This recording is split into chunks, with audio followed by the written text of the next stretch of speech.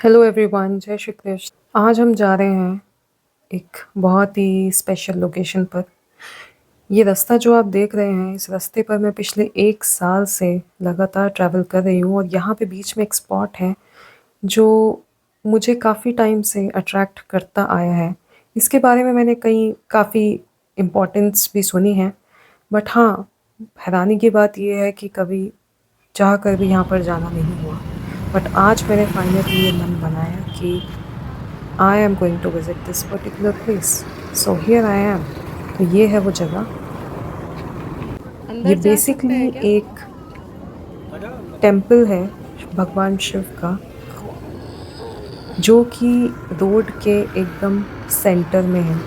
एक बड़े से बरगद के पेड़ के पास में ये बना हुआ है। दिखने में ये बहुत छोटी सी जगह दिख रही है, बट इसकी मान्यता बहुत ज़्यादा है। काफ़ी लोगों का ये भी मानना है कि यहाँ पे आप जो भी विश मांगते हैं उसे बाबा ज़रूर पूरा ये करते काफी हैं। पुराना मंदिर तो है ना? इस वजह काफी से भी पुराना मंदिर है ये ना? जगह बहुत कितना? इम्पोर्टेंस रखती है, पर उस इन 84 सब से? बातों के बावजूद मेरा आज 1 साल बाद यहाँ पर आना हो पाया है।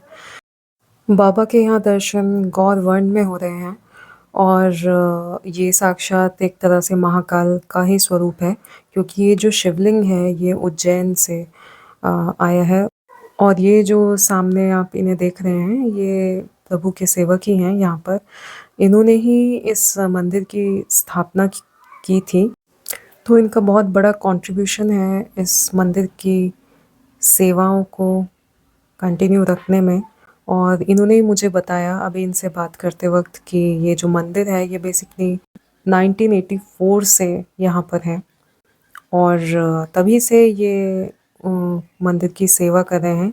और इस मंदिर को बनाने का मेन रीज़न जो है वो इन्होंने बताया, वो था ये जो जगह आप देख रहे हैं जहाँ पे शिवलिंग की स्थापना हुई है, इस पर्टिकुलर जगह पर इनका कहना है कि 7 होल्स थे और उन होल्स के अंदर एक नाग नागिन का जोड़ा रहता था और वो हर दिन उसका एक स्पेसिफिक टाइम था निकलने का। वो 2:10 से 2:30 के दौरान ही वो बेसिकली आते थे और फिर वो चले जाते थे।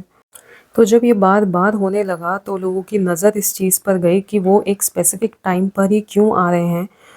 जैसा कि आप लोगों को पता है कि हमारे शास्त्रों में स्नेक्स की बहुत ज़्यादा इम्पोर्टेंस बताई गई है और शिव भगवान उसे अपने गले में धारण करते हैं।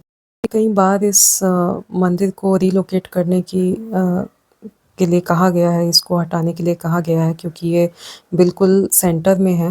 बट अब आप इसे लोगों का फेथ समझिए या फिर ईश्वर की इच्छा कि ये अभी तक इसी ही जगह पर है और आई होप आगे भी ऐसे ही रहे। ये क्वालिटी है हमारे इंडियन कल्चर की कि पहले के ज़माने के लोग हुआ करते थे, वो इन सब प्रथाओं को बहुत मानते थे और बहुत ही सिंसियरली इन्हें फॉलो करते थे। भले ही उस टाइम पे डायरेक्टली इनडायरेक्टली शायद चीज़ें इस तरह से लोगों को नहीं पता थी, या पता भी थी। अगर आप ध्यान से इसे समझने की कोशिश करेंगे तो यहाँ पर ईश्वर की सेवा 3 स्वरूपों में हो रही है। पहला साक्षात महादेव के स्वरूप में, शिवलिंग के स्वरूप में।